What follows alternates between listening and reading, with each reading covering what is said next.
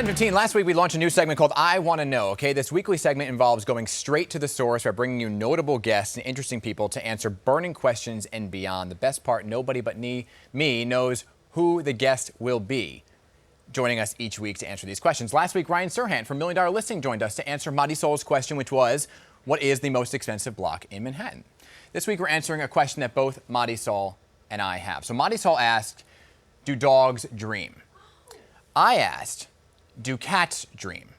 So let me bring on the guest. And first, let's just say this. She was the focus of a highly noted Netflix documentary. No way. She was recently eliminated from Dancing with the Stars. No way. And she coined the phrase, hey, all you cool cats and kittens. No Please way. welcome to the PIX11 Morning News, Carole Baskin. Wow. Baskin!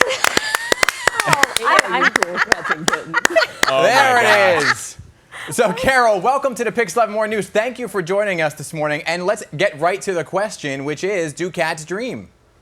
Well, thank you for asking the important question, which is, do cats dream? I mean, that's a lot more important than whether or not dogs dream, right? Yes, cats do dream. And anybody who has a cat can just look at their cat when they're sleeping and they can see it. And you have some video that we actually want to throw up right now because you have a lot of large cats. We see them all around you.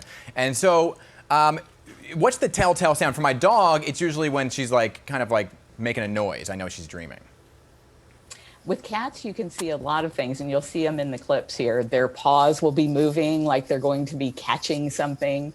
This is a serval right now that you're seeing who's just about to go to sleep. And so I was hoping to catch her dream, but she wasn't going to sleep with me standing there. Sometimes you'll see their mouths moving. So like when you talk about, well, there you can see the little paws. They're kicking, they're running, they're catching things.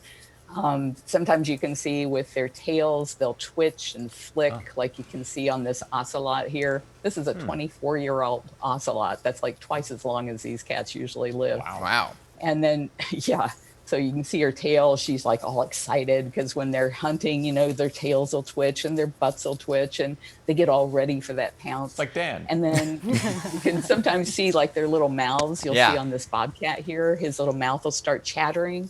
And if you've ever had a cat in your house that's watching squirrels outside, they'll make that noise. So that's what he's doing there. He's I see the squirrel, I see the squirrel.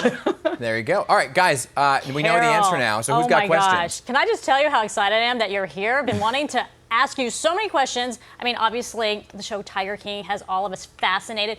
What was the biggest cat that you've had as a pet in your house and for how long? Well, I hate to say as a pet because back in the 90s, I was stupid and I was a pet owner. And so we had bobcats in the house. The biggest cat we had in the house was a tiger by the name of Aurora. And she was actually one of the tiniest tigers we ever had. She only maxed out at about 350 pounds. Oh, that's all. But, yeah. The largest tiger we ever had was over 700 pounds, but he was only in the house until he was probably a couple hundred pounds. Oh my goodness. Anybody else, Ben? And you never get nervous around these cats. Like that just doesn't go through your head like, wow, this thing, one swipe and I'm a goner. Well, you can't show any kind of fear with a cat. And so you have to if you end up in a situation like you guys probably saw that guy that came across a mountain lion that was protecting her cubs. Right. He did everything right as far as like keeping eye contact on the cat, trying to make himself look big. Those kinds of things, but it never works out to have a big cat as a pet. They will kill you in the end, and so there's just no way that that's ever going to work past them being cubs. Marisol? They can be 500 pounds and still be kittens because they can be like 4 years old and still kittens and mentally kittens. But by the time they're that big, they can kill you just by accident. Oh. And I wonder, when you were filming the show, did you notice a change in behavior in your cats? I mean, you know these cats like they're your family. When I was filming what show? Tiger King. Tiger King. We have not had any physical contact with our cats since 2003. And we stopped touching the cats or having any physical contact back then because that's when people began sharing selfies online, and we realized this was sending the wrong message. And people thought, well, if I reached up and petted a cat that came up against the side of the cage, that meant we had some kind of bond. Yeah. No, that's not what that cat's doing. The cat is rubbing their scent glands against the side of the cage, saying, everything on this side is mine. Stick your hand through, and that's mine too. Oh, marking territory. So, Carole, you know, you've said everything you've done is always to raise awareness about cats. On Dancing with the Stars, all your songs were about cats, right? So clearly you're this upbeat individual. You obviously have such a passion about cats. And Betty alluded to what I want to bring up here because the topic is I want to know. And I do think a lot of people are wondering about the basis of Tiger King, right? And what it was really meant to do was shine a spotlight on cats, but it also highlighted the disappearance of your ex-husband, which was Don Lewis. Now, a lot of negative publicity came your way because of Tiger King. So I wanted to give you a chance to kind of respond to the negative publicity that came out of Tiger King because of it. You know, we participated in Tiger King because we were told that the name of the show was going to be Stolen Wildlife, and that it was all about how these animals were being taken from the wild and how they were being bred in captivity and exploited as pay-to-play props. And when they started asking me questions, and we did this for 5 years with them, educated them about the industry and who all the bad guys were and how these animals were being discarded and killed. And it wasn't until 2018 that they started asking me questions about my husband. And so I answered them. And I said, you know, why is this pertinent to what you're asking? And they said, well, you know, bad guys always say that you did this. And so I thought that this would be like, you know, this much of the segment. I had no idea that they would, for one, turn the entire show into such a freak show that had almost nothing to do with the abuses these animals suffer, and that they would paint me out to be the villain in it, Right. which just blows my mind to this day. Well, you know, So Don disappeared 23 years ago in 1997, and I want to just be very honest. I ask usually point blank questions, so let me just ask this point blank. Did you have any involvement or have any details about the disappearance of Don Lewis? And set the record straight right now. No, I was the only person in his life who was trying to get him the mental help that he needed because I could see there was something going on.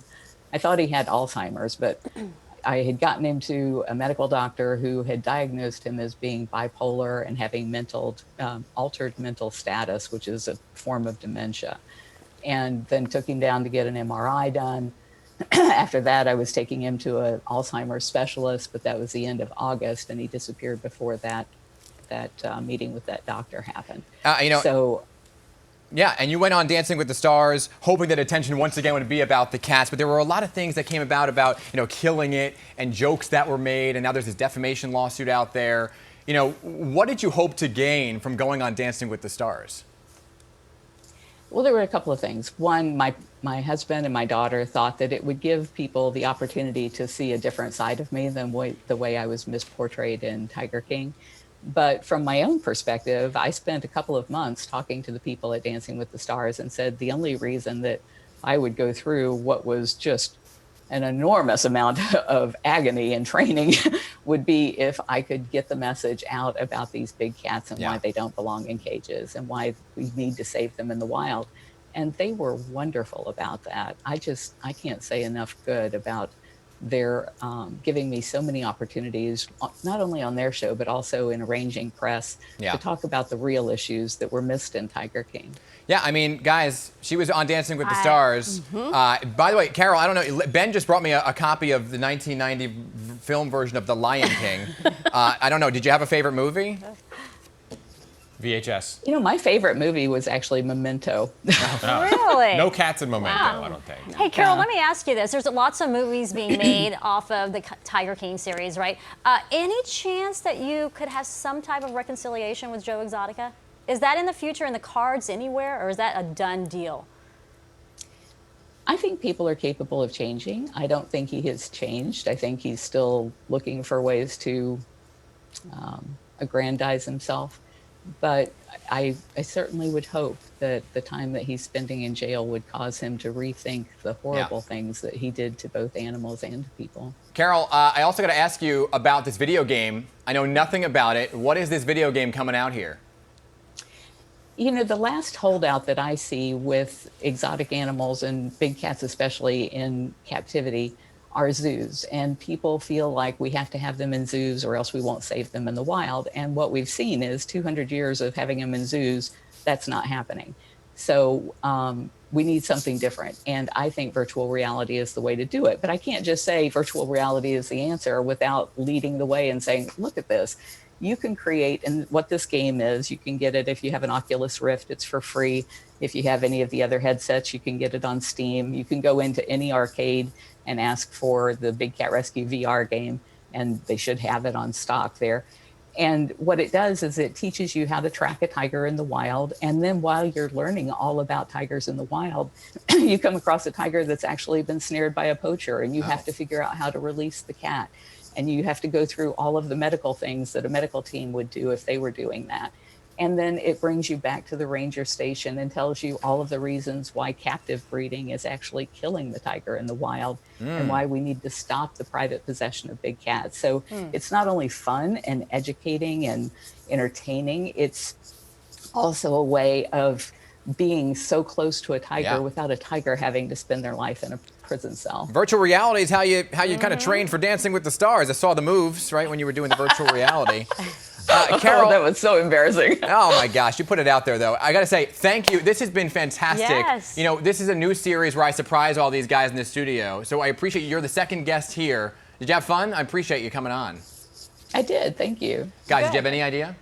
No. I was completely floored. We when didn't I think you were saw her. capable of getting I someone. know. Carole, This is thank you. fantastic. Thanks for answering the email. And when eventually when things do reopen, will your Big Cat Rescue be back open? You know, I don't know. Okay. I just don't see COVID ending anytime soon. And there were so many people who believed the lies they saw in Tiger King and have threatened me and my family. And they feel like the cats are better off dead, where, you know, the cats that we've rescued, we can't turn them loose. And that seems to be a huge misconception that people have, that you can just rescue a tiger and turn them loose. So I don't want people coming in here and trying to kill the cats. And I don't know if I would ever reopen because of that. Understood. Carole, thank you for taking the time and joining us this morning. We do really appreciate it. Thank you. Give us one more Cool Cats and Kittens. Hey, all you cool cats There and it is. kittens. There it is. All right. Signature line. Thank you, Carole. Thanks, Carole. By the way, guys, Bye-bye. you at home can join in the fun. If you want to join us and have a thing you want to know, I want to know at PIX11.com. There you go, guys. Way to Secondary go, edition. Dan. See, I missed last week's. This you topped yourself, buddy. That was We have a good team behind this segment. Nicole, she's a very good producer there. So we have a good team behind this one.